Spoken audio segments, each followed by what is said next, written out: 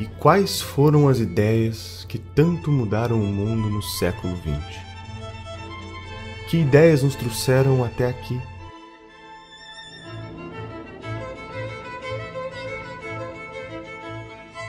No século XVI, Newton, Copérnico e Galileu mudaram o rumo da humanidade. O homem descobre que a Terra não é o centro do universo.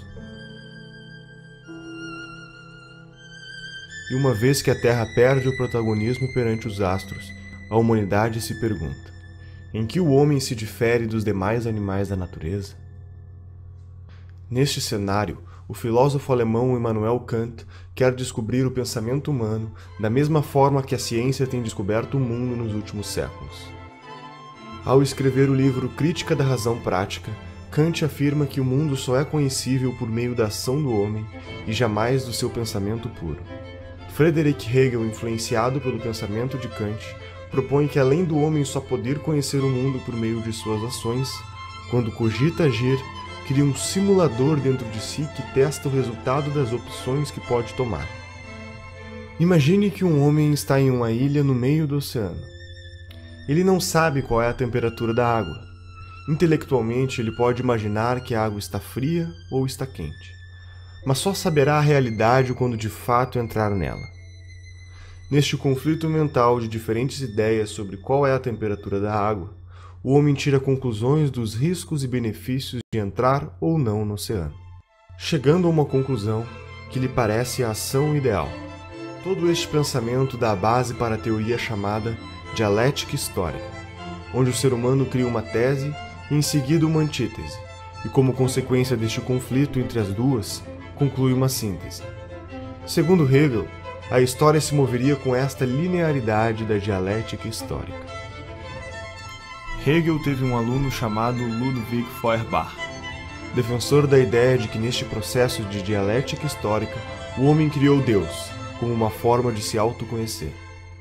Aqui, terminamos de completar toda a base que será utilizada para que um alemão chamado Karl Marx desenvolva o pensamento que mudará o mundo para sempre.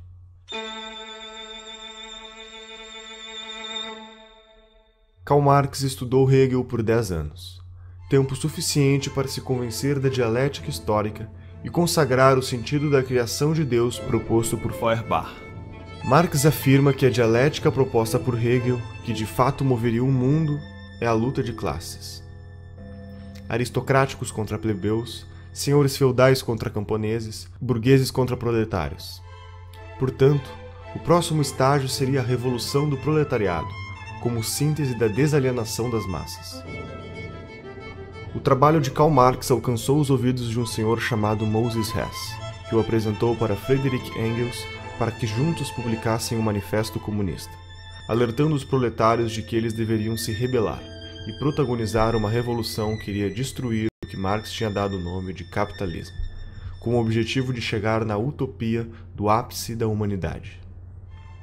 Marx e Engels fundaram diversos movimentos comunistas nacionais e internacionais, que serviam para cooptar operários, formar sindicatos e organizar greves por meio da propagação da consciência revolucionária.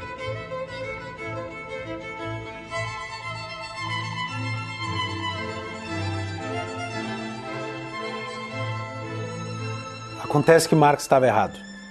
O valor não nasce do trabalho que é colocado. Eu posso passar horas trabalhando para pintar um quadro e eu garanto que esse quadro não vai valer nada quando estiver pronto. O trabalho é um dos elementos, mas quem atribui valor é o ser humano que está comprando algo. As coisas não têm um valor em si, o ser humano atribui valor a elas. Um copo d'água tem um determinado valor em Porto Alegre ou em São Paulo e tem outro valor no deserto do Saara, porque nós atribuímos um valor diferente para as coisas. A teoria do valor trabalho está errada e ela foi desmentida pelos austríacos, começou na escola austríaca com Karl Menger, a demonstração de que essa ideia de valor trabalho é economicamente falsa. E sendo economicamente falsa, todo o resto do marxismo que está sustentado nessa ideia deveria ter caído por terra. E por que é que não caiu por terra? Porque aos marxistas, talvez não a Marx, Mas aos marxistas pouco interessa a verdade científica do que disse Marx. Interessa mais a teoria da revolução, que derivou de um erro. Agora o pessoal pensa que o movimento comunista se define por uma ideologia. Né? Eu digo que vocês estão loucos. Nasceram ontem, não estudaram nada, absolutamente nada. O movimento comunista já trocou de ideologia 1 bilhão de vezes. Né? Se você ver, Karl Marx começa dizendo que o movimento socialista é a expressão do interesse objetivo do proletariado. Passados 100 e poucos anos, o teórico novo do movimento comunista, Ernesto Laclau, diz o seguinte: a propaganda do partido cria a classe social que ele em seguida vai representar. Eu digo, é teoria inversa, mas ela continua com o mesmo nome, continua sendo marxismo. Isto é próprio do pensamento dialético, converter-se no seu contrário quantas vezes for necessário. O comunismo não é uma ideologia de maneira alguma, o comunismo é uma cultura. É quando suas ideias florescem entre os jovens russos e o que parecia apenas uma ideologia transforma-se no que será o maior genocídio da história da existência humana. Vladimir Lenin tinha 17 anos quando seu irmão tenta explodir a carroça do czar russo, Alexandre III, como forma de protesto de um grupo terrorista do qual ele fazia parte. Seu irmão falha e é condenado à morte. A partir deste momento, Lenin intensifica sua vida política por meio dos estudos de direito, até que conhece a obra de Marx e Engels, nos livros Manifesto Comunista e O Capital. Lenin foi se tornando cada vez mais radical e, nos meados da Primeira Guerra Mundial, entende que é a oportunidade perfeita para antecipar a Revolução Proletária por meio da revolta armada. Em outubro de 1917, Lenin cria o primeiro país comunista da história.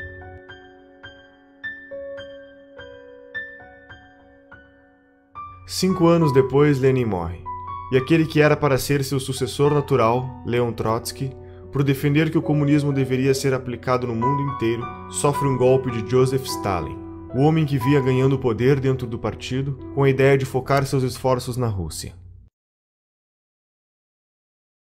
Stalin só desocupará o governo depois de 30 anos, deixando para trás mais de 20 milhões de pessoas mortas.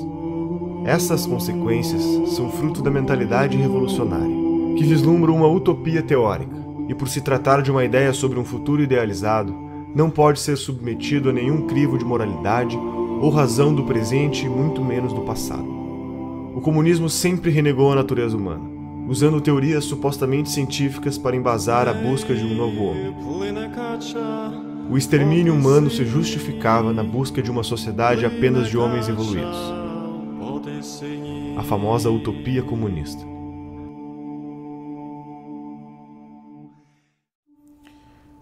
O nível de psicopatia de Stalin pode ser medido pelo que ele fez com a Ucrânia. Né? Entre 32 e 33, o país que fazia parte, então, da União Soviética foi cercado. A produção de soja, a produção agrícola do país foi exportada e ele simplesmente matou de fome 6 milhões de ucranianos, num episódio conhecido na história como Holodomor, né, que foi negado por muito tempo, mas hoje é uma verdade inquestionável. Né? Imagine o grau de psicopatia para você matar 1/3 de um país de fome, né, só para manter o controle sobre esse país. Alguns marxistas, à parte da União Soviética, observaram os acontecimentos e acusaram Stalin de não estar realizando a ditadura do proletariado que fora prometida, mas apenas uma ditadura do Estado cruel e sanguinária. Em nenhum lugar do mundo aconteceu a revolta do proletariado. A revolta do proletariado é uma fantasia. A União Soviética não tinha proletariado quando se deu a Revolução de 17. A Revolução de 17 aconteceu por uma elite intelectualizada que era tudo menos classe trabalhadora. As informações que chegavam era de que, eles abriram mão da liberdade, mas eles têm acesso a tudo. E quando a União Soviética caiu de podre, não teve uma invasão, não teve tsunami, não teve terremoto, porque o socialismo, ele captura as consciências, e aquelas que ele não consegue capturar, ele esmaga, ele mata. E a grande massa, né, não tinha acesso a nada. O cara levava 10 anos juntando dinheiro. Se daqui a pouco um vizinho delatasse que você, porventura, estaria conspirando contra o regime, o sujeito sumia da noite para o dia e as crianças eram levadas para um orfanato. Ele é, na verdade, um sistema opressor. O socialismo, o comunismo é um sistema arcaico, violento, assassino, né? E que, sobretudo, impede as pessoas de exercerem um direito fundamental, que é a liberdade, né? Os dois direitos principais do indivíduo, do ser humano, é a vida e a liberdade. O socialismo, o comunismo suprime isso. Obviamente que a visão stalinista já tinha dado frutos. Nós tínhamos na China já a mesma forma de governo através da ação do Mao Tse-tung, que talvez matou mais pessoas do que o próprio Stalin, né? Dependendo aí da fonte histórica, a gente fala de 40 a 80 milhões de mortes só na China. Ou seja, o vírus stalinista já tinha se disseminado. As subdivisões do pensamento comunista começam a ganhar força. O grande erro de todos os sovietólogos americanos durante 60 anos foi acreditar que o movimento comunista era um braço da União Soviética, quando não é. A União Soviética é um órgão dentro do movimento comunista internacional. E a dissolução da União Soviética automaticamente cria, vamos dizer, uma decomposição que é absorvida pelo corpo do movimento comunista. Revigora o movimento comunista, né? É como você amputar um órgão doente e você fortalece o resto do corpo, né? O movimento comunista nunca dependeu da União Soviética. Ele se alimentou dela enquanto pode. Basicamente, a coisa é essa. A União Soviética foi um órgão do movimento comunista e não o movimento comunista. Por que os caras estudavam assim? É muito simples.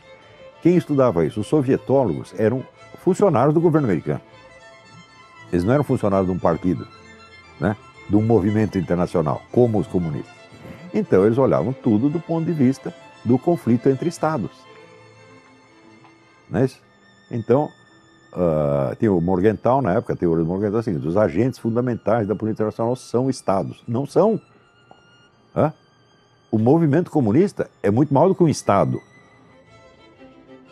Enquanto na União Soviética, a Revolução Russa seguia o radicalismo da revolta armada bolchevique, outras correntes foram ganhando força ao reforçar que o comunismo poderia ser implementado gradativamente, por meios menos radicais.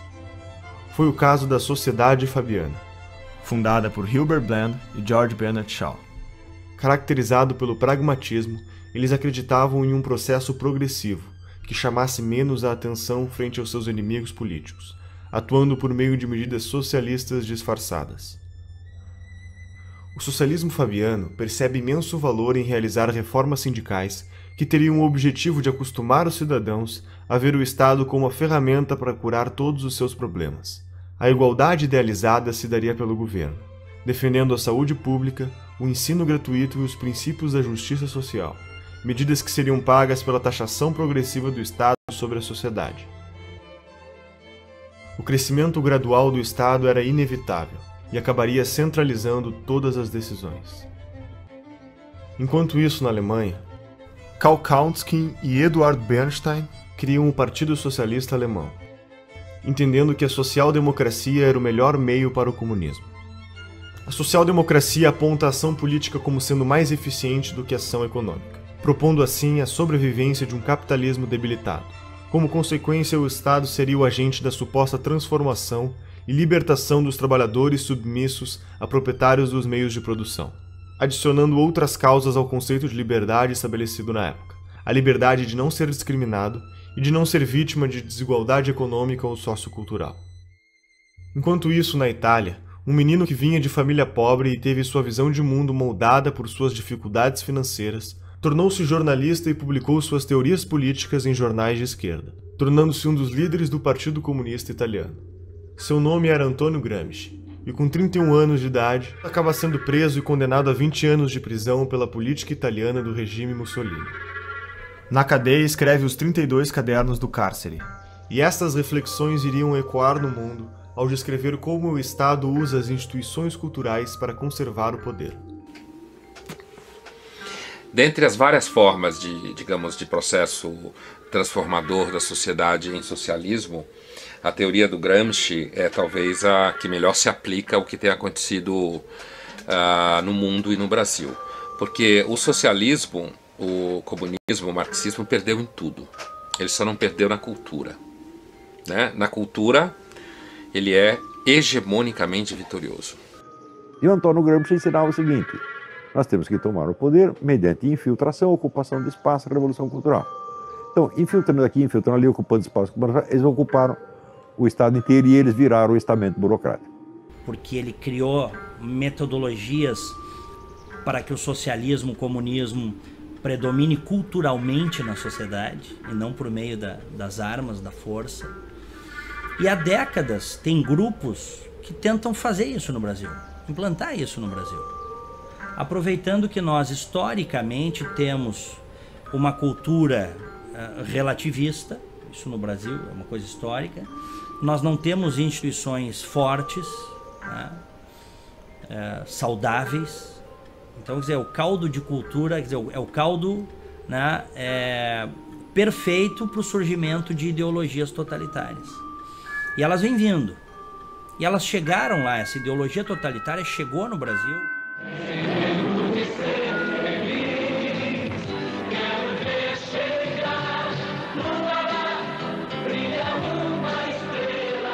Para Gramsci, uma ditadura sem hegemonia cultural jamais resistiria por muito tempo, e este era o problema do regime stalinista, pois todos os aspectos culturais da sociedade, sua filosofia e sua literatura, formariam a superestrutura da sociedade que também devia ser derrubada. Gramsci propõe que, através do controle do sistema educacional, das instituições religiosas e dos meios de comunicação, seria possível reconstruir, criar e reproduzir uma hegemonia cultural comunista. Paulo Freire, o patrono da educação brasileira, foi um dos discípulos do pensamento gramsciano. Que existe uma tendência natural ao mundo acadêmico e produção de ideias a abraçar a causa socialista, né? Porque é um mundo em que você pode falar o que quiser. Estou falando principalmente no mundo das ciências humanas, que é onde está essa produção. Você pode falar o que quiser, porque um aluno de ciências humanas dificilmente vai quebrar uma empresa, porque ele não vai abrir uma empresa. Dificilmente ele vai derrubar um avião, porque ele não vai pilotar avião, certo? Portanto, você pode inventar como o mundo é, inventar como os seres humanos são, propor uma solução que você tem na cabeça, dizer como todo mundo devia agir, porque os alunos vão sair dali, vão beber, vão transar, e se eles forem trabalhar depois, eles vão arrumar emprego como professores, então eles vão poder repetir a mesma história, ou eles vão, na realidade, basicamente gerar gasto em algum órgão do governo. O Gramsci é o cara que vai desenvolver a ideia de que o partido é a única instituição dentro daquilo que a gente chama de democracia modernamente, muito erroneamente, por sinal, é a única instituição que ela consegue aumentar o próprio poder.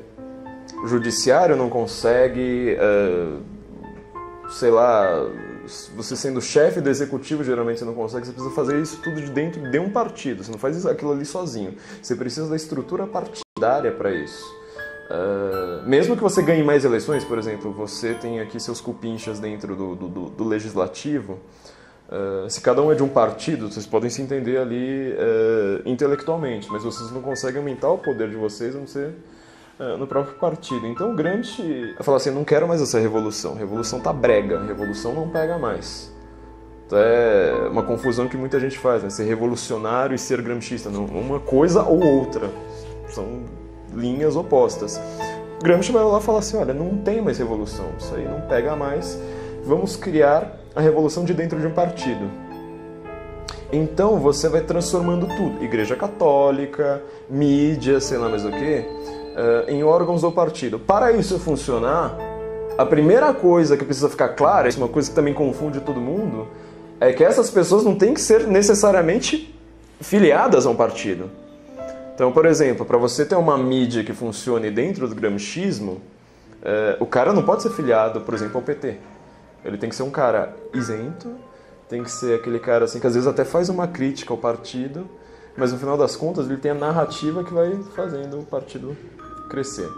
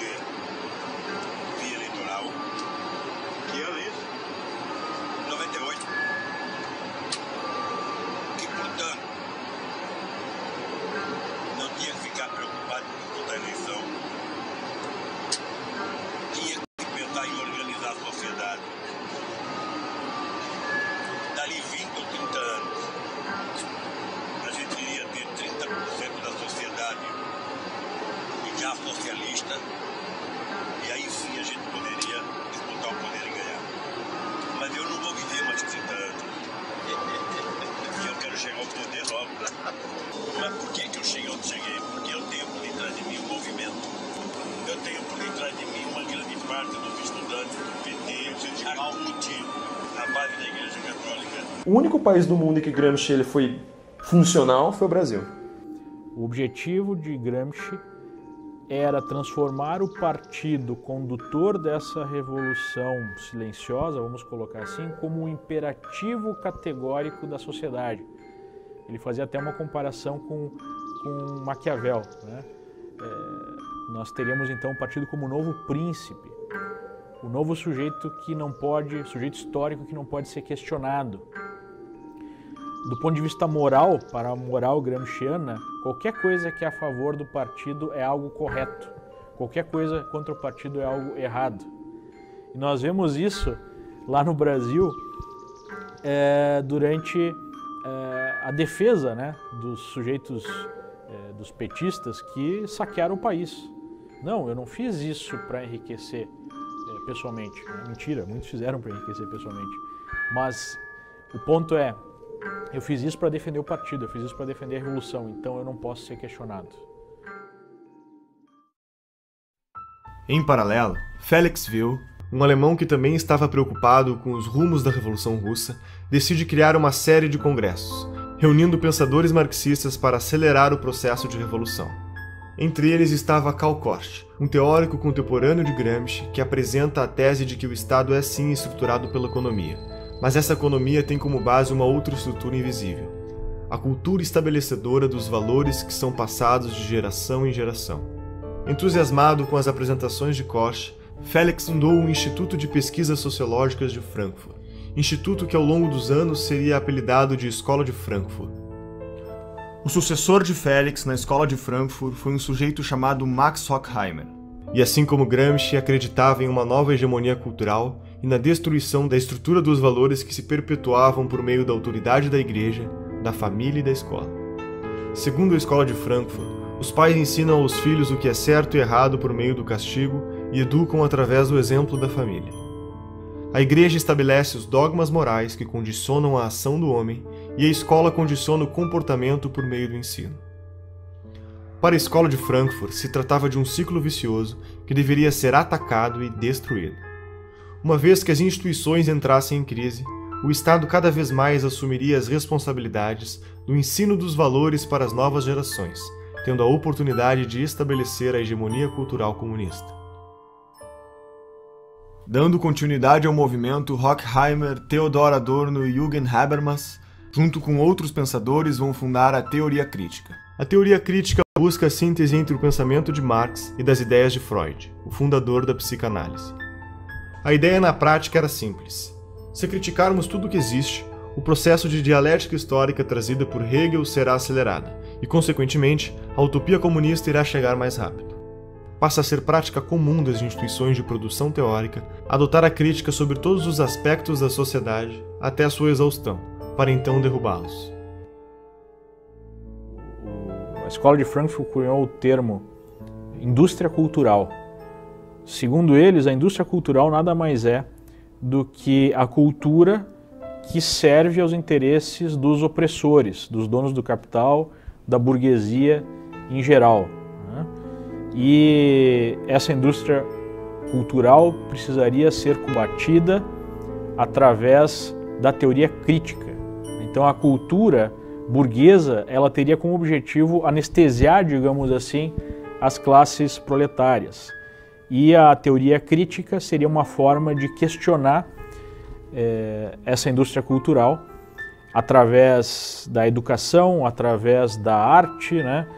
Enfim, livros, filmes. E através dessa teoria crítica nós teríamos uma conscientização maior das classes oprimidas, segundo eles, para fazer a revolução.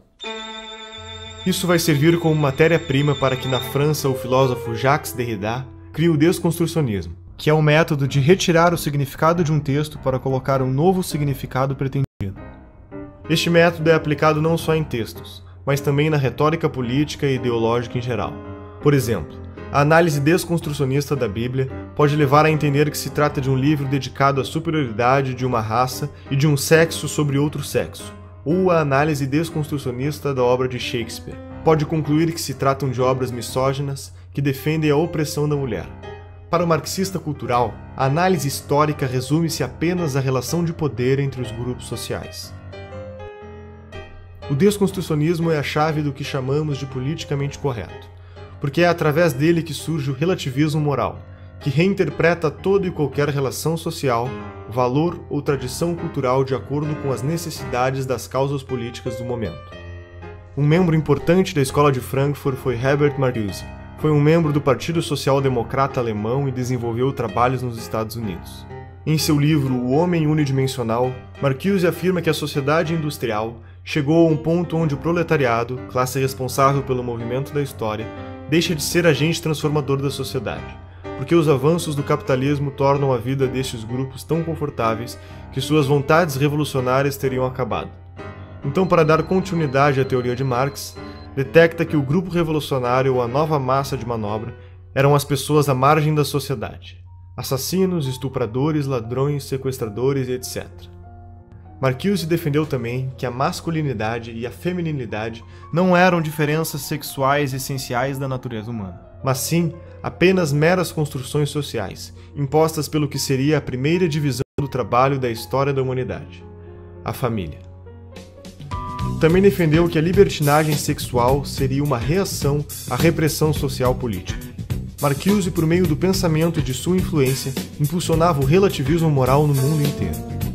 O politicamente correto é aceito de braços abertos pela opinião pública, basicamente por 3 motivos. A primeira razão é que as teorias econômicas de Marx são complicadas de entender, enquanto o tipo de raciocínio do politicamente correto, por meio dos chavões de frases de efeito, aliado à fantasia de um mundo ideal e sem defeitos, é muito mais atraente para o cidadão comum. A segunda razão é porque o politicamente correto pratica a teoria crítica destrutiva até a exaustão, e sabemos que a adesão desse tipo de mentalidade revolucionária, principalmente por parte dos jovens, é enorme. A terceira razão é que o marxismo falhou com o sistema social e econômico em todo o mundo. Restava para sua sobrevivência a guerrilha cultural.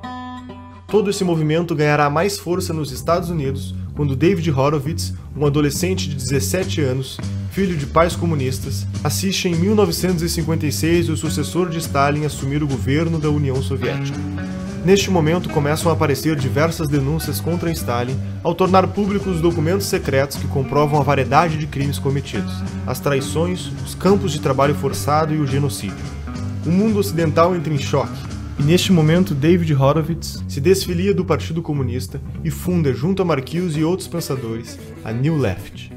A New Left é um movimento que tinha como objetivo ser a esquerda purificada, muito mais atraente e progressista, suavizando a forma de comunicar suas intenções por meio do desconstrucionismo e reformando sua maneira de agir com base nas origens do marxismo, escondendo todos os genocídios cometidos na busca pela utopia comunista.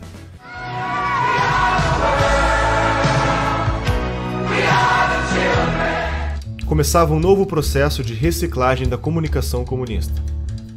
Abraçando a contracultura dos anos 60, o movimento hippie, a libertação das drogas, a libertinagem sexual e o aborto, trabalhando com slogans simples e publicitários, como "Faça amor, não faça guerra". Em 1970, Horowitz é apresentado para o líder do movimento Panteras Negras, Huey Newton, quando começa a arrecadar recursos financeiros para este movimento. David pede para sua amiga Betty Van Pater para se juntar a ela e cuidar das contas bancárias destes fundos. O corpo de Betty é encontrado boiando na Baía de São Francisco. David investiga a morte de Betty e a polícia informalmente aponta o assassino como um dos Panteras Negras. Entretanto, a polícia não prendeu o suspeito. Seus amigos da New Left, que se manifestavam em defesa das mulheres, também o ignoraram. Desconcertado, Horowitz escreve um artigo para o jornal New York Times sobre o caso, e no dia da publicação recebe a notícia de que havia acontecido uma falha e seu artigo não foi impresso. Incapaz de explicar a morte de sua amiga, David entra em uma crise existencial perante a sua ideologia marxista. Horowitz foi afastado da New Left por seus companheiros, que consideraram traição o fato do mesmo sugerir que o assassinato havia sido realizado por um membro dos Panteras Negras. Uma década depois, após este fato, David volta a escrever e denuncia como funciona o sistema de guerra política em que participou e ajudou a criar, tornando-se um defensor declarado do conservadorismo.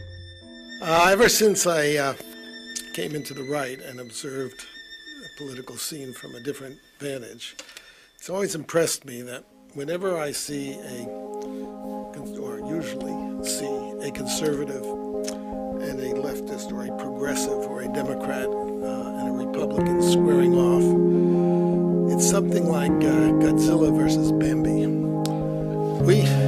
They call us racists, sexists, homophobes, imperialists, and we call them liberals. What are these people liberal about except hard drugs and sex and spending other people's money?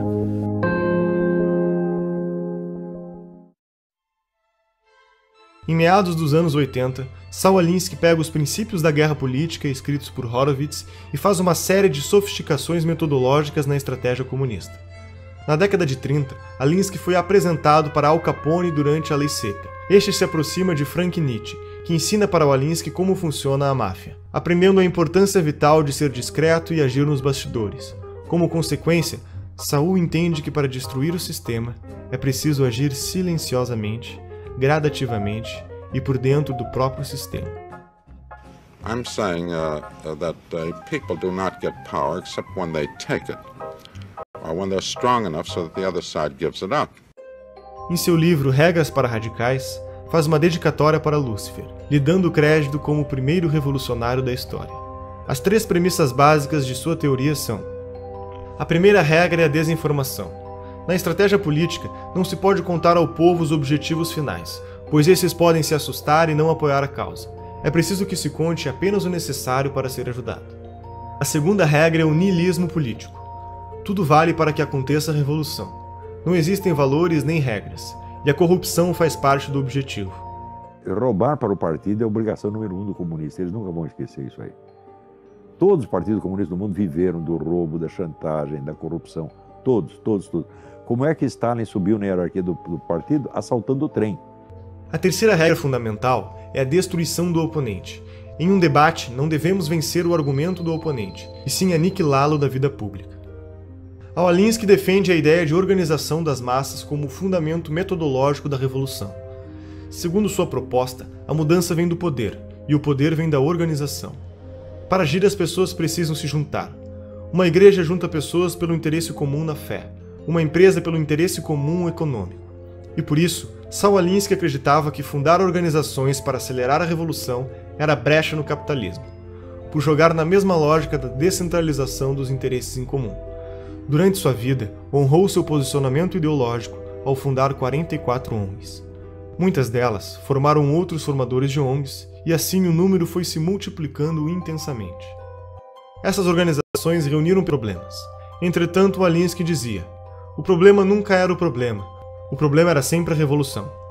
Quanto mais seccionadas forem as ONGs, melhor será, pois ninguém irá se opor a causas tão específicas e que querem a melhoria da sociedade.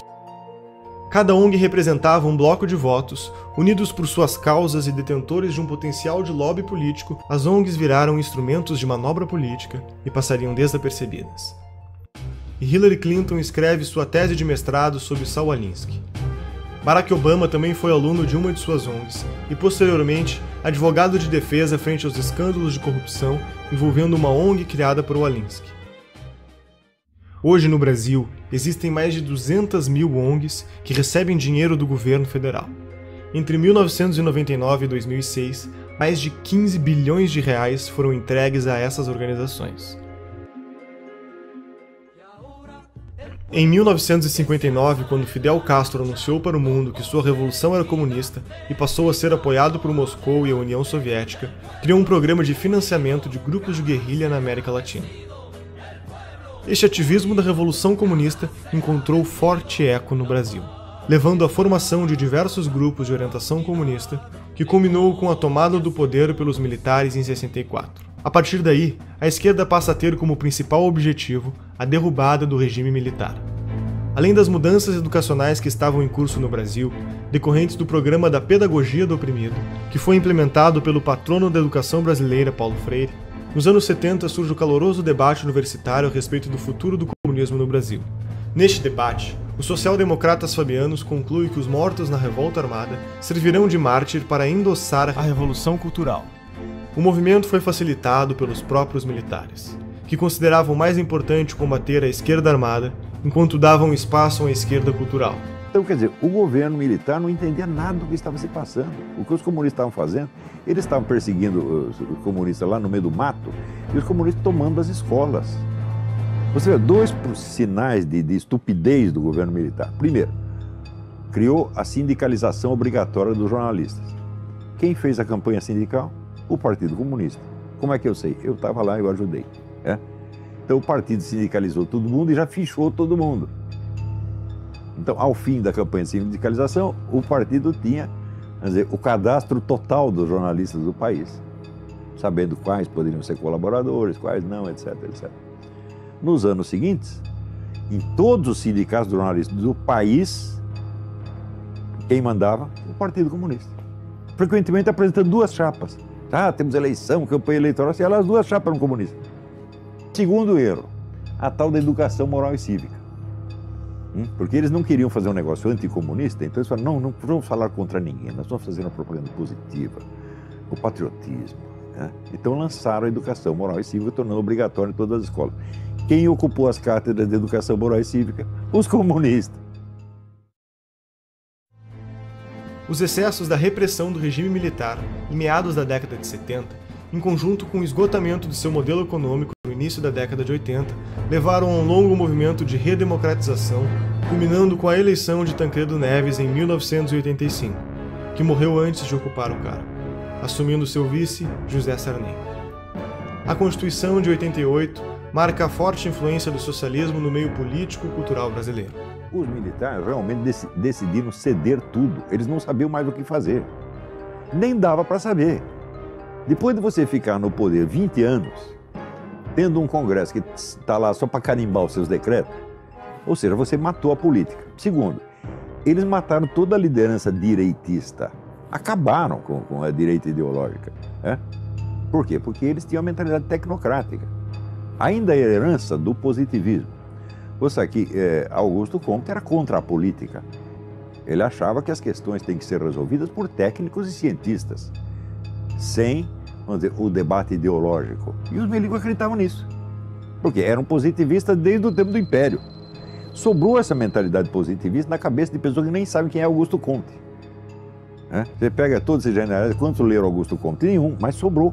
Isso, E com essa mentalidade tecnocrática positivista, eles achavam que tinha que reprimir toda a atividade política e transformaram os políticos em simples office boys. Ora, enquanto isso, a esquerda estava se organizando, se fortalecendo e entrando num autoexame muito profundo. Os debates que eles tiveram em 64, 65, a respeito dos seus próprios erros históricos, etc., foi uma coisa muito séria. Então, a esquerda estava se organizando e se fortalecendo ideologicamente, culturalmente, estrategicamente, enquanto o governo, os gênios, os golberis, desmantelavam ideologicamente a direita. Então, quando os milicos largaram a rapadura, quem pegou a rapadura? A única força política que existia, que era a esquerda. E veio já com duas caras, como é próprio. Por que você acha que marxista, comunista, estuda dialética? Dialética é a arte de você pensar duas coisas ao mesmo tempo, nunca uma só. Então, quando se cria, por exemplo, o PT e PSDB, já foi com essa ideia. O Lula sintetizou isto há muitos anos atrás, quando ele disse: eu e o José Serra inauguramos uma nova modalidade de política. Qual é a nova modalidade de política? Nós dividimos o território, você governa um pouco, eu governo um pouco, mas é sempre nós. E isso está em vigor até hoje. Quem foi o grande vencedor das últimas eleições? O PT caiu, quem subiu? PSDB. Ou seja, ainda continuamos, a velha divisão de território continua em vigor. Em 1990, na América Latina, o petista e líder sindical Luiz Inácio Lula da Silva e o ditador Fidel Castro fundam o Foro de São Paulo, uma organização que reúne todos os governantes comunistas do continente da América Latina. Com mais de uma centena de partidos e várias organizações criminosas ligadas ao narcotráfico, como as Farc e o MIR chileno, no decorrer de suas reuniões feitas ao longo de 26 anos de existência, estratégias e planos de ação para expandir a revolução. O Foro de São Paulo é a organização que articula a estratégia internacional socialista. Em 1994, o Partido Social Democrata Brasileiro elege Fernando Henrique Cardoso como presidente, que começará um amplo programa de incentivo às políticas estatais. O processo fabiano se deu com sucesso ao longo dos 8 anos do governo FHC que precederam a era lulopetista e o governo Dilma. O Brasil estava a caminho da utopia. Estaríamos rumo a uma revolução que nos foi contada aos poucos? Seriam todos os partidos brasileiros ideologicamente idênticos e metodologicamente diferentes? Você reconhece este Brasil?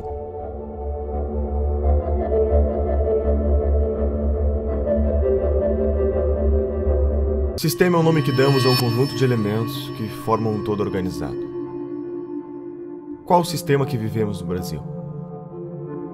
Você já pensou em como se organiza esse sistema e quem está no comando?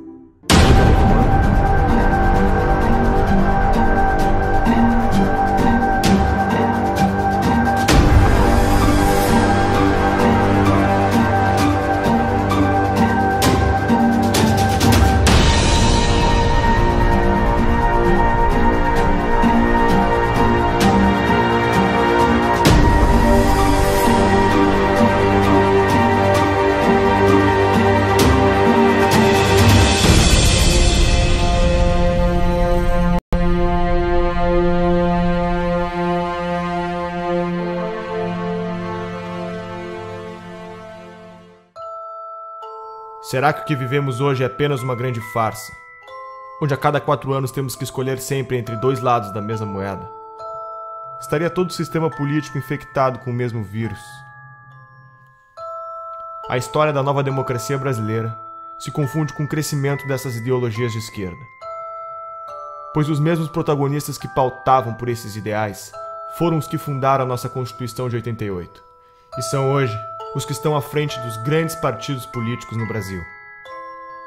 Poder é fazer com que você seja obedecido, exercer sua autoridade por meio da influência ou da força.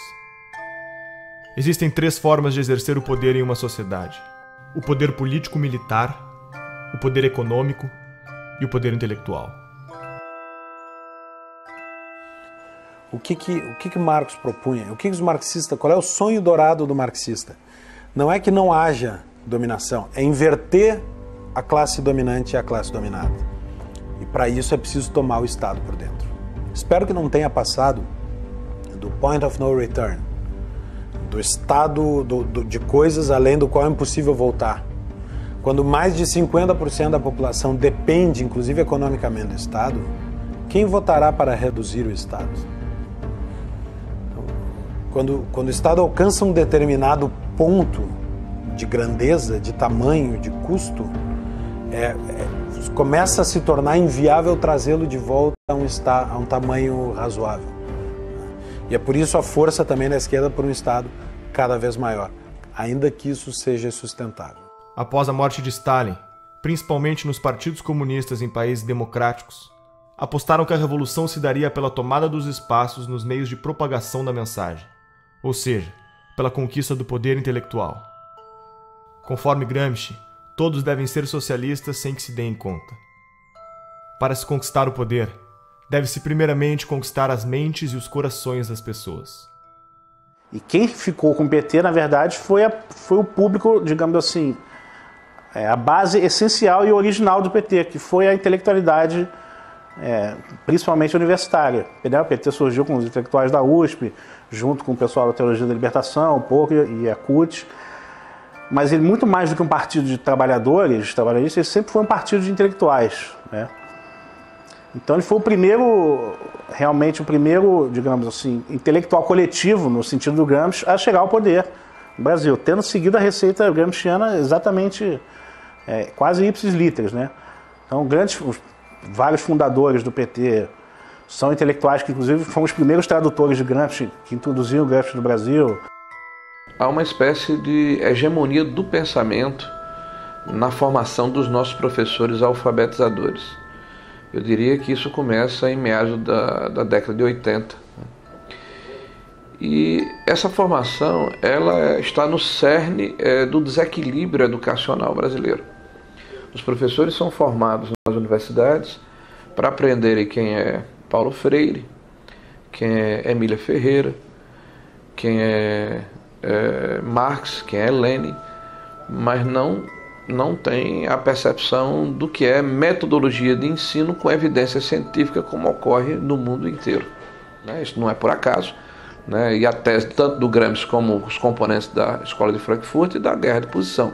Então, as nossas universidades estão majoritariamente dominadas pelo pensamento de esquerda, e é lá que são formados os professores, é lá que é avalizado o livro escolar que vai para as escolas de todo o país. Introduziram o tal do socioconstrutivismo, que hoje sabe que o socioconstrutivismo não apenas imbeciliza a pessoa, mas cria até lesão cerebral. E quem foram os grandes agentes disso? Eu acho que o principal foi a editora Abril, com as revistas Escola, depois a Nova Escola e Sala de Aula, que eram órgãos do socioconstrutivismo. Por aí que entrou Emília Ferreira, Celestino Freinet, toda essa porcariada socioconstrutivista comunista entrou no Brasil através desse, porque era o único órgão que alcançava todos os professores no Brasil. Então, alguém culpou eles pelo que aconteceu? Não, eles não têm culpa nenhuma. O que acontece, quer dizer, nós estamos saindo aí de quase 2 décadas, 20 anos de governo esquerdista. Mais, se a gente contar o período sob os tucanos e tudo, quer dizer, na verdade dá muito mais tempo aí sob domínio da esquerda. Então o que acontece, quer dizer, nessas últimas décadas, o maior comprador de livros do mercado editorial, quem foi? Foi o governo. Quer dizer, o governo, então, com as compras fenomenais que ele faz todos os anos para distribuir os livros paradidáticos nas escolas, quer dizer, ele se tornou a principal fonte de renda para muitas editoras. Agora, tudo tem um preço. Quer dizer, para o livro ser escolhido pelo governo, as editoras sugerem de maneira muito persuasiva aos escritores que eles escrevam dentro daquela pauta que é estabelecida pelo MEC. Claro, porque o MEC oferece uma pauta. Ele diz assim, olha, o livro para ser comprado precisa seguir este critério, e são critérios ideológicos. Você tem o gramscianismo aplicado ao mercado editorial muito semelhante ao mercado jornalístico, aos jornais, às revistas. O mesmo tipo de influência, de hegemonia. Você tem no mercado editorial 50 anos, pelo menos, de hegemonia da esquerda no mercado editorial. Isso significa que livros liberais, conservadores, são violentas exceções. Em 2008, a revista Veja publicou uma pesquisa que foi realizada pelo Instituto Census, que comprovou tudo aquilo que a gente já sabia, que de fato as escolas, as universidades estão sendo usadas para fins políticos, de propaganda política e partidária. Essa pesquisa do Instituto Census, ela mostrou que 80% dos professores reconhecem que o seu discurso em sala de aula é politicamente engajado. Isso é um número impressionante e que corroborou uma pesquisa feita em 2004 pela Unesco. Então, os dados dessas duas pesquisas são convergentes e mostram que para 78% dos professores brasileiros na educação básica, a principal missão da escola é formar cidadãos. E para apenas 8% é transmitir conhecimento, transmitir as matérias aos estudantes. Essa pesquisa, tanto do Instituto Census como da Unesco, comprovaram essa percepção generalizada que existe de que, efetivamente, as escolas estão sendo usadas para fins de propaganda política, de doutrinação e propaganda política partidária. O professor não pode agir em sala de aula como um militante. Ele é um servidor público, ele é um agente do Estado. Dia 22, a gente integra a paralisação do dia 22 de greve geral.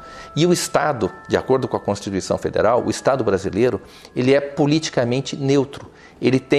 Existe a Constituição, prevê o princípio da neutralidade política, ideológica e religiosa do Estado. Então não cabe ao professor, no exercício das suas funções, fazer propaganda de partido político, por exemplo. E muito menos, ou também não lhe cabe, mobilizar os seus alunos, manobrar os seus alunos para que eles participem de um ato político, de uma manifestação a favor ou contra uma determinada corrente que disputa o poder na sociedade. Isso é ilegal, também por força da Constituição. Dos professores que estão formando nossos alunos, 86% veem Che Guevara de forma positiva e 65% veem Lênin de forma positiva. Que cidadãos são esses que estamos formando? Nós estamos vivendo um momento muito difícil na educação brasileira. Agora, com a Base Nacional Curricular Comum, eu particularmente estou assustado com os documentos que foram publicados pelo MEC. O primeiro documento era um panfleto doutrinário e um atraso pedagógico. O segundo é um panfleto doutrinário e um atraso pedagógico um pouco menor. Me parece que é um bode na sala, né? Se criar dificuldade para se gerar facilidade. O ministro alega que vai filtrar esse processo, que vai submeter ao Conselho Nacional de Educação, mas eu não posso acreditar num conselho que está completamente aparelhado, né, que com raras exceções é formado por ativistas políticos de esquerda. Então a hegemonia política, ela inclusive agride a Constituição brasileira, que fala da pluralidade. O governo do PT é majoritariamente apoiado pela União Nacional dos Estudantes. A UNE é a entidade máxima dos estudantes brasileiros e representa cerca de 6 milhões de universitários. Em 1937, ano que Vargas decreta o Estado Novo, os estudantes fundam a União Nacional dos Estudantes, UNE. Na UNE, o mimeógrafo rodava panfletos fazendo propaganda socialista ao som da Internacional, tocada na vitrola doada pelos americanos. A União Soviética, pátria-mãe do socialismo, era o exemplo a ser seguido. E o comunismo a utopia em corações e mentes jovens pelo mundo afora. Até Carlos Drummond de Andrade fez versos para Stalin. A poesia fugiu dos livros, agora está nos jornais. Saber que resistes. Então, a UNE hoje perdeu credibilidade. A CPI da UNE é uma necessidade. Nós queremos pressionar as autoridades da Câmara nos próximos meses para que ela saia do papel. Ela está aprovada, está lida em plenário, ela tem que acontecer. A investigação principal é saber aonde foi, onde está sendo usado o dinheiro das carteiras estudantis arrecadadas no Brasil inteiro. Teve uma indenização, que nós queremos saber onde aplicar esse dinheiro. Indenização pelos mortos na época da ditadura militar que tinham vínculo com a UNE. O que é isso? Foram milhões de reais via governo federal do PT, pagos por uma entidade como a UNE. E as famílias não participam disso, existiram esses casos, não existiram, tem comprovação, Não, fizeram uma indenização milionária. Nós queremos na CPI da UNE saber se esse dinheiro foi usado só para pagar ônibus, manifestantes que vinham aqui fazer protesto, ou seja, o governo aparelhou a UNE, a CUT, o MST com o dinheiro do governo para simular que eles tinham apoio popular para impedir o impeachment, aparelharam esses órgãos para virem aqui para contestar projetos de lei que poderiam investigar ou a criação de CPIs. E pode ter certeza, meu feeling é que uma CPI da UNE põe mais gente na cadeia. O movimento estudantil, ele é um movimento autoritário, totalitário, truculento, violento, e ele não... Eu cheguei a escrever isso outro dia numa coluna na Folha. Você encontra mais debate em igreja evangélica do que na universidade. A universidade não tem nenhuma liberdade de debate. Não há nenhuma possibilidade de você levantar qualquer posição contrária ao conjunto de professores que administram aquele espaço, certo? E, assim, há uma piora no sentido de que há mais jovens que chegam com um discurso fechado, identificado com a esquerda, já na universidade. E quando eles chegam na universidade, então, se você estiver falando assim de um curso de humanas, onde tem várias disciplinas de humanas, eu diria que 80% ou 90% do conteúdo dado em sala de aula será de esquerda.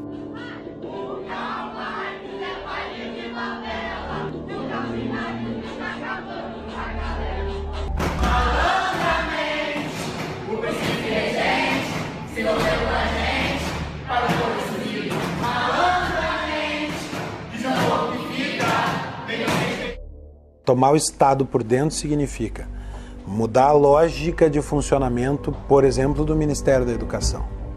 O Ministério da Educação agora deixa de ter a função de servir, para Marx, a burguesia e passa a ter a função de ser um elemento de revolução, de contribuir para a quebra da dominação da burguesia, da formação do proletário cidadão. Fecha muito com as teorias de educação que são aplicadas no Brasil. Essa questão da hegemonia da esquerda, né, sobretudo no meio universitário, que eu acho que isso fez muito mal para a cultura além da universidade, né, porque causou uma restrição muito preocupante, né, do imaginário das pessoas. Uma coisa que o Olavo de Carvalho fala sempre, que a sua capacidade de imaginação, de ampliar suas imagens, é muito importante para quem exerce atividade intelectual, né?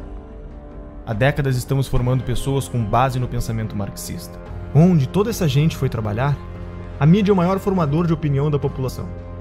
São TVs, blogs, jornais e revistas que contam ao povo o que está acontecendo.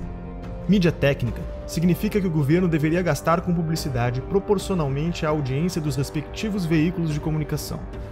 O problema é que a pesquisa brasileira de mídia identificou que a mídia técnica está longe de ser realidade. O dinheiro investido em publicidade parece não ter nenhuma relação com a audiência do veículo. Qual é o critério? A farra com o dinheiro público é tão avassaladora que já houve casos de jornal fictício receber verbas publicitárias. Desde que a presidente Dilma chegou ao poder, os gastos com publicidade só aumentaram. Apenas no ano de 2014, a presidente gastou 210 milhões com campanhas em nome da presidência. O ex-editor da Isto É Brasília revelou que o banqueiro Daniel Dantas, que acabaria sendo preso em escândalos de corrupção, quando estava com sua imagem em risco, acionou um dos seus contatos na mídia, Leonardo Atushi, jornalista da Isto É, para publicar matérias que defendessem seus interesses na mídia. Em 2011, Leonardo Atushi montou sua própria publicação, o Brasil 247. Duas acusações importantes surgiram contra o 247 na sua trajetória. A primeira foi encontrada num imóvel do doleiro Alberto Youssef, delator da Operação Lava Jato, no monitor de um computador. Um papel com anotações com o nome do jornalista, seu número de telefone e uma indicação de pagamento de 6 parcelas de R$40 mil, sugerindo pagamento entre a quadrilha de Youssef e o editor do portal. Foram também encontradas movimentações milionárias entre as contas da empresa e as empreiteiras investigadas. No mesmo dia dessas descobertas, o Brasil 247 publicou uma matéria mencionando Pascovitch e defendendo a soltura do lobista. Com as eleições de 2010, a blogosfera progressista sentiu a necessidade de unificar o movimento com o intuito de formar pautas de acordo com a defesa da candidatura da ex-presidente Dilma. Foi então criado o movimento dos blogueiros progressistas, BlogProg, em São Paulo, com a participação de personalidades como Leonardo Sakamoto. É possível afirmar que para cada leitor do blog Conversa Fiada, o governo gastou 1 centavo em publicidade, enquanto para o leitor da Folha, o gasto foi de 5 centésimos de centavo. Em 2013, a revista Carta Capital recebeu quase 7 vezes mais investimentos por leitor que a revista Veja, Isto É e Época. Quem é Leonardo Sakamoto? Um dos membros da BlogProg.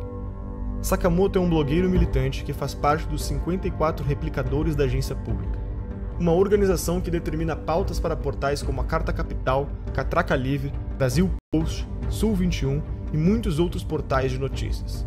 Sakamoto recebeu da deputada Maria do Rosário do PT a autorização de repasse de R$546 mil às suas militâncias. A agência pública, conforme alega seu site, recebe como financiadores fundações estrangeiras como a Fundação Ford, Open Society Foundation, Oak Foundation, entre outras. O que são essas fundações? O que elas querem?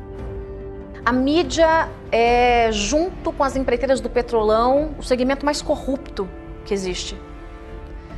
E eu posso dizer isso porque minha cabeça rolou em todos os grandes veículos de comunicação. Em todos teve interferência política. Em todos. A imprensa constrói e destrói reputações. E constrói e destrói reputações não como um projeto longo. É conforme o que lhe convém. Quantas vezes nós vimos imprensa mudar de lado, mas da forma mais descarada. Ela não diz mudei de lado.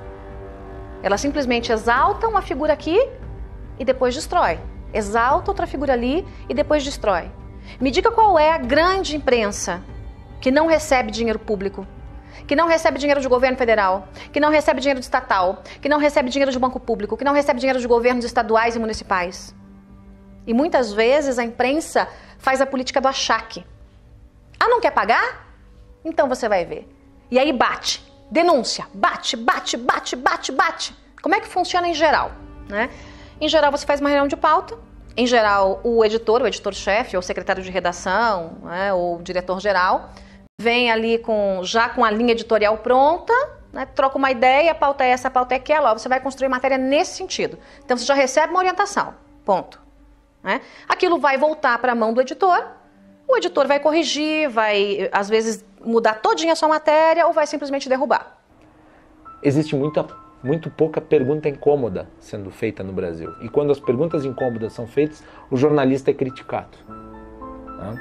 E por outro lado, muitas das perguntas que são feitas não são feitas para o devido esclarecimento das coisas, mas para estimular uma narrativa. Às vezes uma narrativa ideológica, na maioria das vezes uma narrativa ideológica. Né? Em relação aos protestos que nós tivemos ao longo de 2015 e 2016 contra a Dilma Rousseff, contra o Lula, contra o PT, contra a esquerda, contra o esquema de poder que havia se montado no Brasil. A tentativa da imprensa era de vender a tese que estava sendo criada, né, nos grupos acadêmicos, nos centros partidários, nos diretórios de partido, de que na verdade se tratava de um bando de raivosos fascistas que queriam a volta dos militares para o poder. Fazendo uma reportagem sobre um mini protesto que havia ocorrido em favor do impeachment, ainda depois do dia 16 de março, a imagem da notícia era intervenção já. Ou seja, você tenta vender para a população uma coisa que não é. Isso se reflete na cultura. A Lei Federal do Incentivo à Cultura, número 8.313, conhecida como Lei Rouanet, foi criada durante o governo Collor e é o principal mecanismo de financiamento e incentivo à cultura do país. As empresas podem investir até 4% do valor de seu imposto de renda, recebendo o valor em forma de desconto e patrocinando projetos culturais. O Ministério da Cultura deve aprovar o projeto, para então o responsável poder captar o dinheiro. Já parou para pensar quem escolhe os projetos que são selecionados? E que projetos são esses? O grande problema são os editais. Nos editais existe uma comissão que vai julgar os projetos submetidos, né? Então, quais são os critérios da comissão? Aí tem lá uma série de critérios teóricos que eles têm que seguir, né? Mas na prática, a questão ideológica vai sempre prevalecer. Por quê? Porque a maioria das pessoas que participa do julgamento de editais são pessoas de esquerda. E não é só de esquerda socialista mesmo, entendeu? Não é esquerda... essa é a tendência. Então, você achar uma pessoa que, nesse tipo de edital, que não seja assim, é raríssimo. Você me perguntar quem faz parte de julgamento de edital e que não é socialista, eu não vou saber dizer. E olha que eu conheço muitas pessoas, né? Então, o critério ideológico vai sempre prevalecer. Então, por exemplo, no meu caso, você quer fazer um filme sobre Olavo de Carvalho, eu poderia passar 30 anos tentando, submetendo aí, nunca ia passar, jamais, entendeu? A Lei Rouanet se tornou um meio legalizado de desvio de verbas públicas. O incentivo à cultura, cuja proposta inicial era financiar projetos de novos artistas, passou a ser destinada a artistas já consagrados que não precisariam de lei para se manter.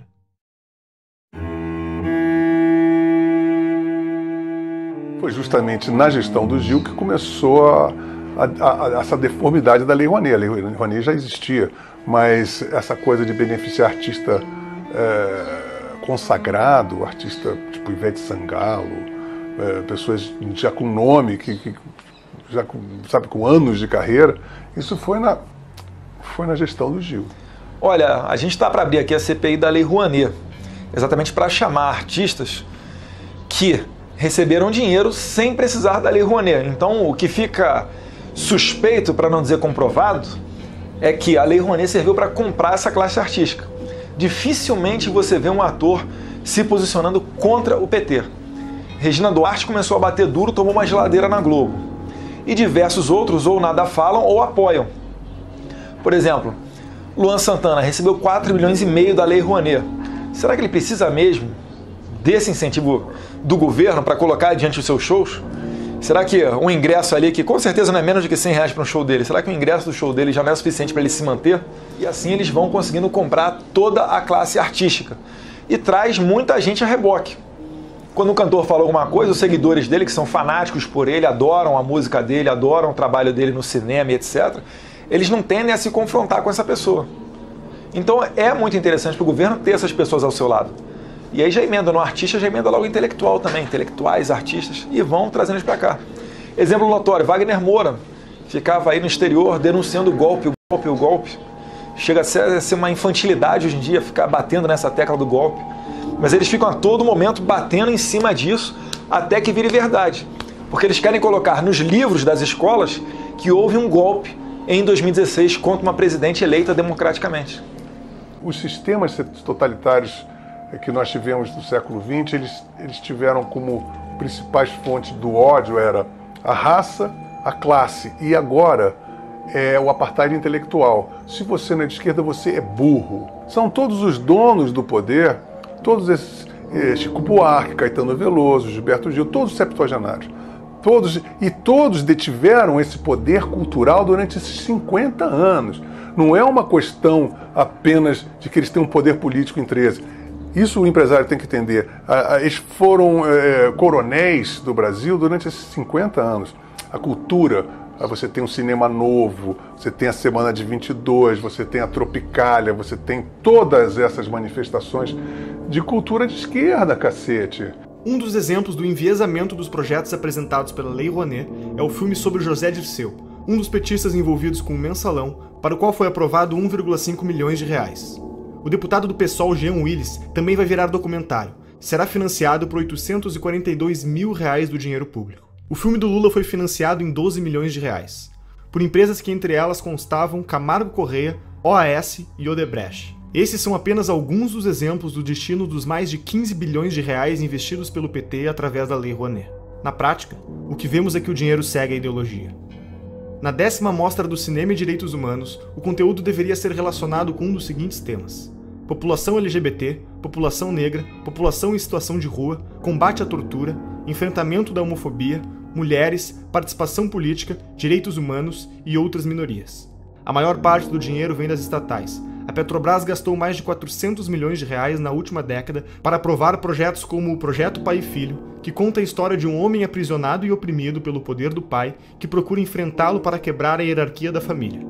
Já o Projeto Joelma conta a história da inadequação da mulher nascida no corpo de um homem, rompendo aspectos da sexualidade e do gênero. O rapper MC Guimê, que fatura mais de 300 mil reais por mês, teve autorização de captar via Lei Rouanet mais de 500 mil reais para a produção de um DVD.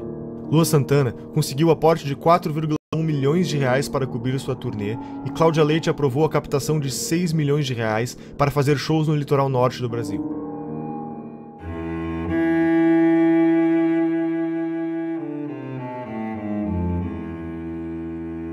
No referendo do dia 23, você vai decidir se é contra ou a favor da proibição do comércio de armas. Reagir com uma arma, muitas vezes, pode transformar a situação numa coisa muito pior. Existe hoje no país mais de 15 milhões de armas na mão de civis. Se bala resolvesse o problema, o Brasil seria um paraíso de segurança, né? Olha, tinha artista que pedia o desarmamento, mas andava de carro blindado e seguranças armados até os dentes. Aí é muito cômodo, né? E eu consegui, através das minhas entrevistas, desmascarar esse povo todo. O Ratinho, por exemplo, eu lembro quando eu fui lá debater no programa dele, antes de entrar no programa, eu dei uma volta nas imediações do estúdio e comprovei que o carro dele era blindado. Comprovei que ele tinha 3 seguranças armados. Ele não tinha o direito de defender o desarmamento do povo quando ele não precisava disso, né? Outra, a Angélica, para você chegar no condomínio dela, a 300 metros você não conseguia chegar. Segurança totalmente armada. Se você acredita que vestir uma camisa branca com a pombinha da paz vai salvar a sua vida, use. Mas se você acha que uma arma dentro da sua casa, se você conseguir se antecipar à ação do marginal, vai salvar a sua vida, ninguém pode te negar esse direito. E é isso que nós defendemos. O seu direito de escolha. Se você quer, cumprindo os requisitos, você tem direito garantido. Coisa que, infelizmente, o governo do PT retirou isso do povo brasileiro. A violência pode ser usada para o bem ou para o mal. É que nem arma. A esquerda adora falar que a arma mata. A gente está num país que a gente sabe que tem mais arma que habitantes e que a segunda emenda, que é o direito de legítima defesa, é sagrado. Quando a gente vê a discussão de desarmamento, de Obama e companhia, não tem nada perto com o modelo brasileiro. O acesso do bandido às armas já se dá na ilegalidade. Quem segue a regra foi eu. Fui eu que passei por um processo ultra mega burocrático de 5 dias úteis que você precisa esperar de background check aqui nos Estados Unidos. 5 dias úteis. Você vai lá, compra a tua arma, que aliás custa mais ou menos 1/4 do que custa no Brasil, 1/5. A arma no Brasil custa 4, 5 vezes mais caro. Você compra a arma, espera 5 diazinhos e vai lá buscar.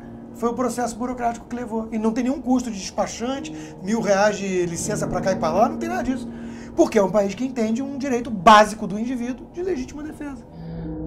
Todos os países aonde surgiram os grandes ditadores, uma das primeiras providências dele foi desarmar o cidadão.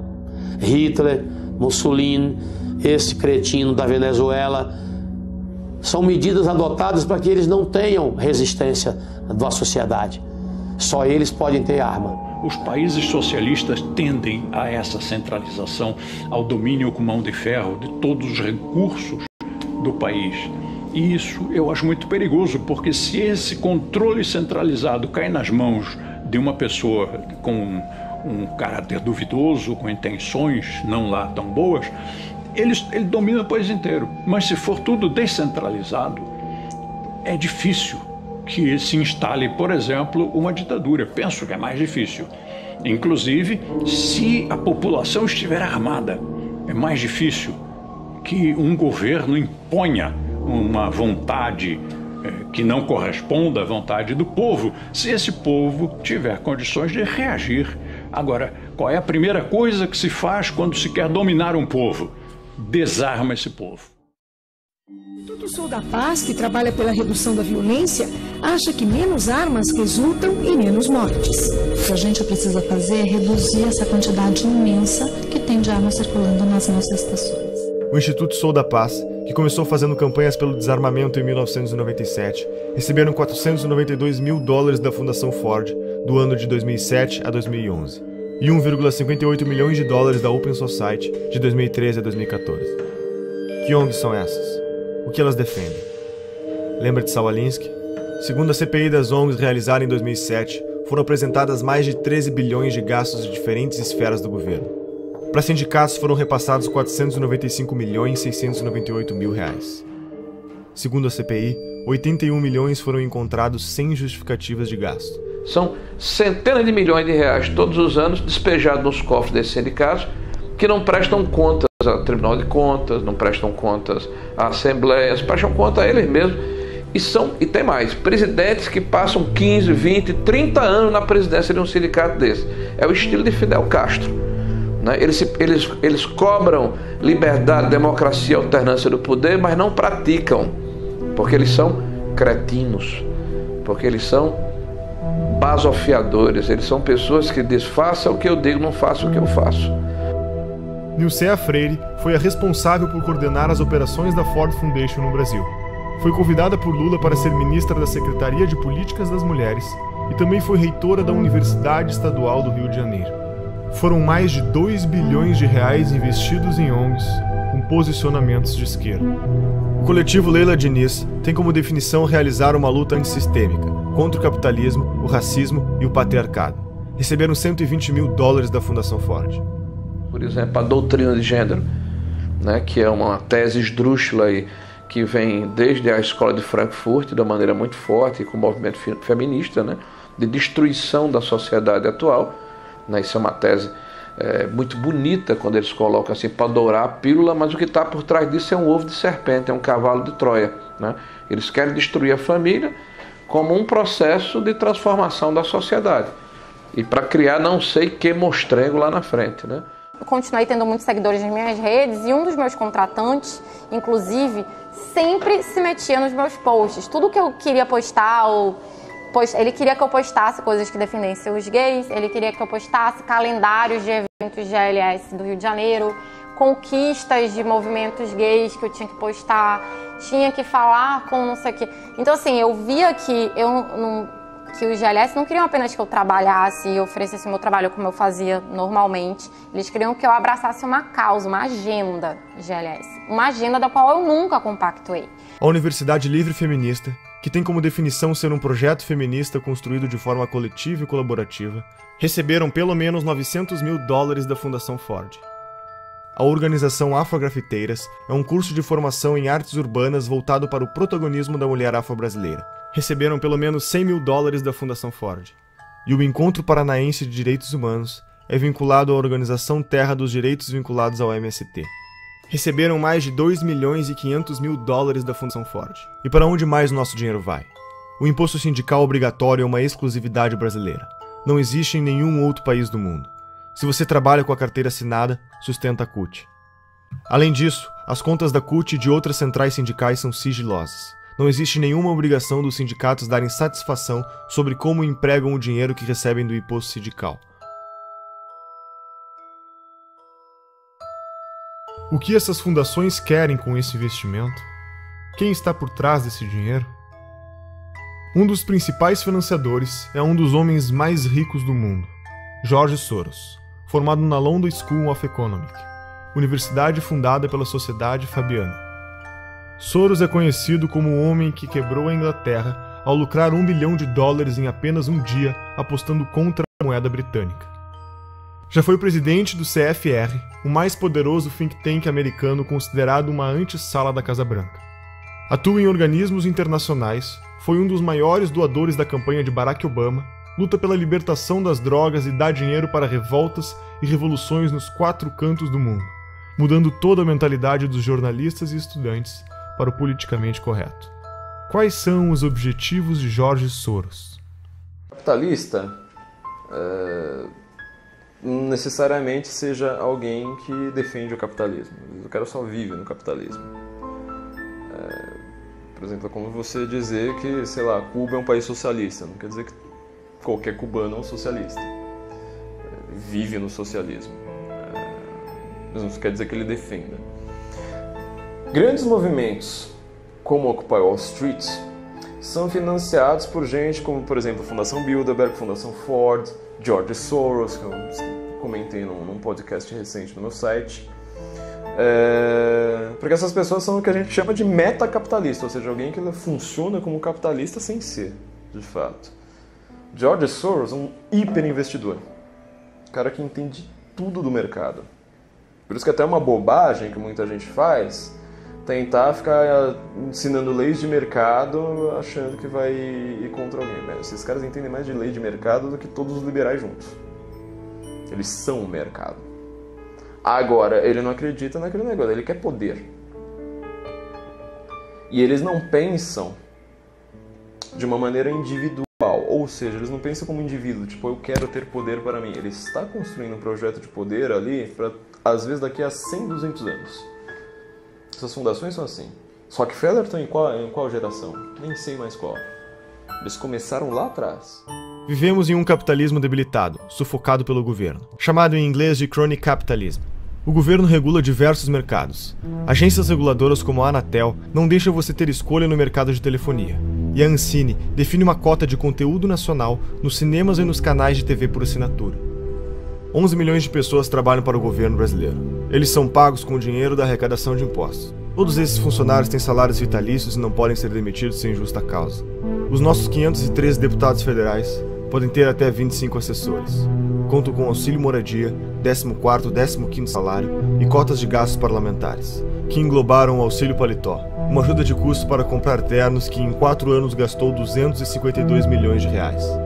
E outros 600 mil cargos de confiança do governo. Esse mecanismo abre brechas para a corrupção ao criar um mercado de cargos, usado como moeda política em negociações de alianças partidárias. 1/4 dos funcionários em cargos de confiança eram filiados a um partido, e 80% deles era do PT. Todos os ministros do STF têm direito a motorista particular, o que não ocorre, por exemplo, na Suprema Corte Americana. Segundo o Portal da Transparência, só em São Paulo há 311 motoristas à disposição dos juízes. A Câmara Municipal tem 26 motoristas, 13 garçons, 7 auxiliares de cozinha, auxiliares de serviços odontológicos exclusivos, cirurgiões, dentistas, oftalmologistas, lubrificadores de veículos e vidraceiros. Isso são alguns exemplos de quem compõe o Estado brasileiro. Como resultado disso, grande parte da população tem como meta fazer parte do Estado passando em concursos públicos. Os gastos do governo federal, estaduais e municipais com o funcionalismo público somam 12% do PIB, totalizam 255,3 bilhões do dinheiro do povo em 2015. Tudo isso para serviços com índices de insatisfação elevado no Brasil. Nos últimos 13 meses, nossos governantes gastaram 544 bilhões a mais do que arrecadamos, 10% do PIB brasileiro. As maiores empresas estatais, como a Petrobras, Caixa Econômica Federal e tantas outras, apresentam um prejuízo de 60 bilhões e escândalos de corrupção como o Petrolão, o escândalo dos Correios e outros tantos golpes citados pela Operação Lava Jato e pela história do Brasil. Acho que hoje em dia não resta a menor dúvida que a gente está numa atmosfera totalmente comunista. Né? As pessoas são comunistas. O comunismo tem anticorpo porque eles têm uma dialética que não se sustenta, então eles vão trocando de preferências. Agora, tem coisas importantes para a gente realçar aí. Você vê que a Rússia, que está fantasiada de ortodoxa de direita, está criando o maior exército do mundo com a China. Né? E dizem que essa aliança está por trás de todo esse Fórum de São Paulo. Que eles querem restituir a cortina de ferro com o Fórum de São Paulo. O Foro de São Paulo é a instituição que organiza a estratégia socialista na América Latina. Olha, a Internacional Comunista ela se reúne de tempos em tempos. Por exemplo, em 2005, se não me falha a memória, teve uma reunião em São Paulo e, inclusive, o líder do PSDB à época, o Aníbal Mendonça, ele era deputado ou senador, fez uma nota lamentando, né, que houve uma reunião da Internacional Socialista e não foi convidado o PSDB para fazer parte. E o pessoal ainda insiste em falar que o PSDB é um partido de direita. Não, o PSDB é um partido de centro-esquerda, são sociais-democratas. A esquerda nunca se preocupou muito em definir o que era a palavra, o que era cada palavra que ela estava usando. Na verdade, existia muito essa ambição de você ser contra alguma coisa, de você unir todo mundo, e estamos juntos nisso contra alguma coisa, então estamos no caminho certo. Né? Só que eles não diziam exatamente para onde que estavam indo e iam causando uma série de tumultos pelo caminho. Então estavam vendendo um futuro hipotético em nome do qual todas as ações no presente seriam justificadas. Aquilo foi muito fácil de entender e de aplicar aqui no Brasil, porque o debate público estava cheio desse pessoal propondo isso. E eu lembro quando tivemos a ideia de construir o Fórum de São Paulo. E aí veio a ideia, conversando com os companheiros cubanos no primeiro momento, de fazermos uma reunião da esquerda latino-americana. Tanto que muitos latino-americanos conhecem Paulo Freire, e ele dizia,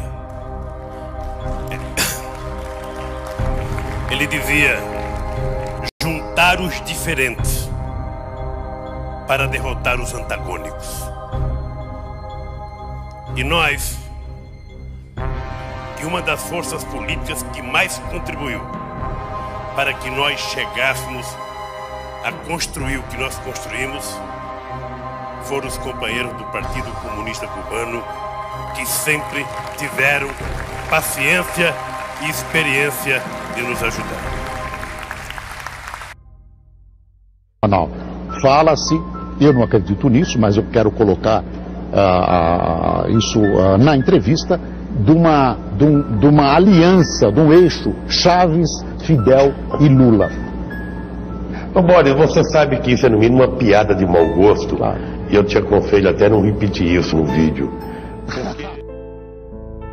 Violou, Zé, 10 anos atrás, você podia prever, por exemplo, uma América Latina assim: Fidel, Chávez, Morales, Bachelet, Correa, quem mais? Todos de esquerda na América do Sul. Você podia prever que isso ia acontecer? Prever não, mas nós já lutávamos por isso e já trabalhávamos por isso, inclusive porque nós criamos o Fórum de São Paulo que lutava para isso. Depois criamos ainda o Grupo de Marbella, que é o nome da cidade, do hotel onde nós fomos no Chile, que se reuniu. Todos depois foram eleitos presidente da República. Todos foram.